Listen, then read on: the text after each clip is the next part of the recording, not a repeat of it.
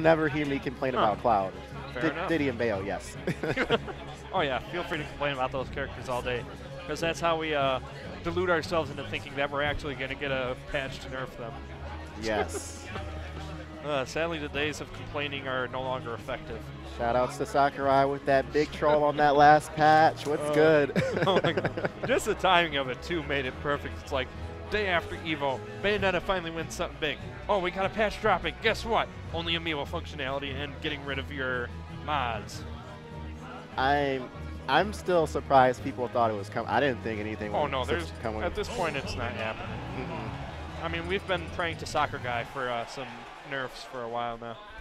This is true. The jank nerfs. All right, so we're seeing another game 1 start off on Lilac. This is pretty interesting here. I mean, it's a good stage overall, so, I mean, I can't really complain about them deciding to pick this stage instead of Smashville.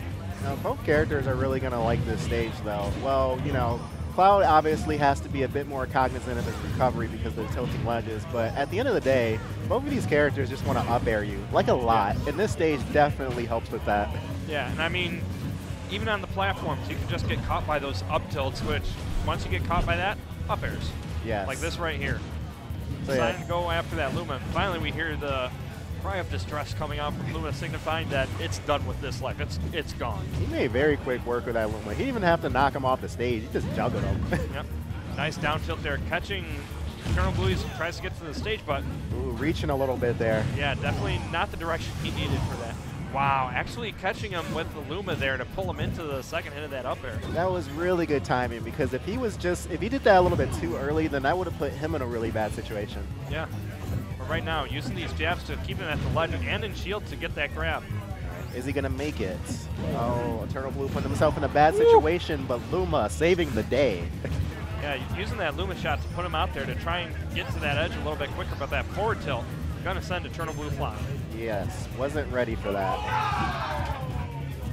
Good cross up there, but he put himself towards the ledge, and he's not in a good situation. But he makes it back. Yeah, I really like that thought there, setting out the Luma so that way he didn't have to try and contest against the up B, which can do some damage there, and be able to force him to burn the limit without having to put himself in a horrible situation. Exactly. Now Luma's back. This is really good for him. Oh, dead anyway. It doesn't matter. Yeah. He panicked once he saw Rosa come down after him. So, I mean, you get hit by that down air as Cloud, all you can do is cry. Let's be honest here. Right. Oh, on the platform. Doesn't get the punish, though. That could have been really good for him. Wow, the forward smash actually reached through the cross slash there and caught out Paco here. And these up airs sent him close to the blast zone, but not enough to kill. Oh, that was such a good wait by Eternal Blue. Just let him fall right into his embrace. Yeah. Yeah, he's definitely doing a good job of controlling the stage once he's got Paco in the air, now that he's starting to get an understanding of his habits. This is Cloud, though, and RosaLuma's super late. Just need a couple solid reads here, and Cloud's definitely still in it. Yeah, you definitely got to be careful here, because that shield's starting to get low. Ooh. Still gets punished, though, but that could have been a lot worse, honestly. Yeah. Down tilt not going to catch him out here. And both players have to be careful, because with that limit on deck, it can be horrible for Eternal Blue. But if he can force him off stage and force him to burn it, it'll definitely be in Eternal Blue's favor. All right, we got Luma back online now.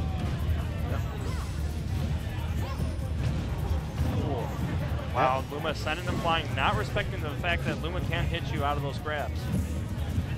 Now, notice Paco doing a bit of adapting himself. He just started waiting more for Blue to start throwing out these hitboxes, especially the down air, and he's got the range to be able to punish him for it. A lot of characters can't do that. Yeah. Nice. Good call, using the Luma as a distraction there to force him to not be able to get him, but managing to shield that limit, and now Paco is in trouble. Wow. Luma! Why not? Why not? Didn't even need RosaLuma. Luma's going to take care of that herself. Yeah. That's one thing I really like about Eternal Blue, his use of unique spacing with Luma. Because a lot of Rosas like to play the Luma close to the chest, but Eternal Blue, not afraid to send it out there to apply that extra pressure. Definitely. So, I mean, when he was in that ledge situation, second stock, when he threw that Luma out, that was a great option, because if he kept the Luma close to the chest, Cloud could have just dropped down and done a limit on him. Yeah, a lot of RosaLumas there would not have responded in the same way, so I definitely have to give him props for his creative use. Like, he does not mind having to sacrifice a Luma in the for the greater good, you know? And you know what? A lot of times when the other player sees Luma by themselves, they're going to get tunnel vision. That first thing they're going to do is try to get rid of that Luma. Yeah, because I mean, the Luma was so far past him that he didn't really have to do much about it. All right, now we're seeing a somewhat similar kind of layout here. We're going with Battlefield, and both characters typically like this stage, but you know, I personally really don't like to fight Cloud on this stage, so I would have banned it, but you know what, RosaLuma likes this stage too. It's all good. Yeah, the challenge though is because Cloud will be able to kill a bit earlier than Rosa here, so it's definitely something that Eternal Blue is going to have to watch out for. Now, on the flip side, though, RosaLuma dies so light generally that, you know, being able to live just a bit longer can really help him out. Yeah, that is true. Great use of that forwarder there. I swear, that is such a great move for Rosa, just because of the amount of space it covers and the amount of time it stays out. Great reaction. Hope for that roll and read, not getting in, burning off that limit. Now, we're seeing this game start off very similar to the first game. Like, these two were going neck and neck. Their percentages were really close. They're just bashing each other. So let's see who takes the first stock here. Wow, that down tilt actually clipping Luma and sending it away, so. All right, eating a back air this time. Yeah, good pressure from Paco there, just constantly putting it on once he realizes that Luma is gone, because it's definitely a lot easier to get in on Rose. Wow. Great read there. And spacing too, managing to catch him on the side of that down air and avoiding the blade itself. Now, something I'm noticing here from Paco is I feel like he's putting himself in the air like entirely too much. Every time he puts himself in the air, like he's eating like a solid 20–30%. Yeah, because I mean, Rosa's anti-air is really good. Definitely. You have to be careful because when you're put in that position, it's a really big risk you're taking. I mean, yeah, Cloud's got really good aerials, but the problem is you're against Rosa. Not only does she have good aerials, she has aerials that are really good at keeping you up there. And also, if you're putting yourself in the air, and he's like in the way that he's using his double jump sometimes too, it's like if he catches on to his jumping habits and gets put off stage, he's going to put himself in a terrible situation. Yep. And he's been forced to use his limit to recover quite a few times during this set. He hasn't been able to really make great use of it offensively. And the moments where he has tried to use it for his limit cross slashes, they've all missed. Yeah.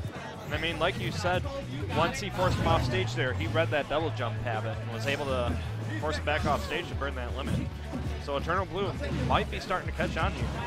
Trying to smother his landing. Missed times. I understand what he was going for. He was going to wait him out and up air him, but didn't quite get it there. Really bad situation. Are we going to see the limit? Yes, we are. I knew it. As soon as he was just sitting right there, I'm like, oh, this man's totally going to go out there with that cross slash. Yeah, I mean, at that point, he would have had to fade back as far as he could to try and arc himself over that cross slash if he wanted to live. Now, Paco catching on, he realized that before when he was trying to use his limit cross slashes, he was trying to read things that weren't quite there, so this time he weighed in to the opponent was in a situation where he pretty much had to come across his path, and then boom, got him. So that was really smart from Paco. Yeah, being able to set up those guaranteed situations are so important in this game because if you can take that stock with things like that, it puts you at such a better advantage because you're not taking a risk or putting yourself out there to try and take off the stock in a risky situation. Cloud definitely has the tools to slow the game down in his favor. Yep. Really nice dancing from Paco right now. Catching out Eternal Blue here. Catching him being a little bit impatient.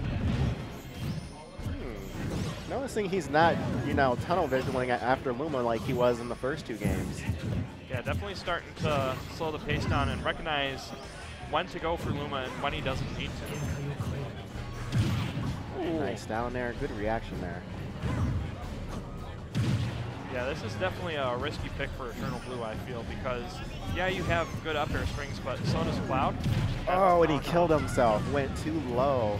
Yeah, this is going to be really hard for Eternal Blue to make it back because Cloud with limit and lead, not a fun situation to deal with. He needs an edge guard, like, right now. Yeah. Oh. I would have threw him backwards, honestly. Yeah. Oh, just rolls right into him for that grab. And this is where he has to catch that jump button, not able to. If he had done a nair, that would have sent him right back out, I feel. He's reaching. He needs to stop fishing for those up smashes. Yep, there we go. Getting the grab, getting a few jabs, and sending him right back out. Oh, I swear, if Cloud didn't have the disjoints that he has. Right. Man, Eternal Blue just really hanging on by a thread right now to try and seal off the stock. Oh. Jeez. He needs to slow down and reset and stop throwing out so many smashes right now. Yep, because I mean, every time you've seen Paco coming down with that aerial to catch him when he's trying to go for that up smash. Right, this is opportunity. Here we go. Can he get this? Yeah, Yep, that's the kill. Yeah, and this is definitely what he needs, because as long as Eternal Blue can keep this stock alive, he can go for an edge guard against Cloud, because Cloud's recovery notoriously horrible. Oh, almost beat out the down air there with good spacing, but Paco managing. Yep. All right, here we go. Fighting his way back on the center stage. Yep. Eternal Blue's starting to respect those areas, but. Oh no. Oh, yeah. And that's it. You always have to be careful when you're going for that stand to get up against Cloud. Now, Eternal Blue, he started off really strong, but you can just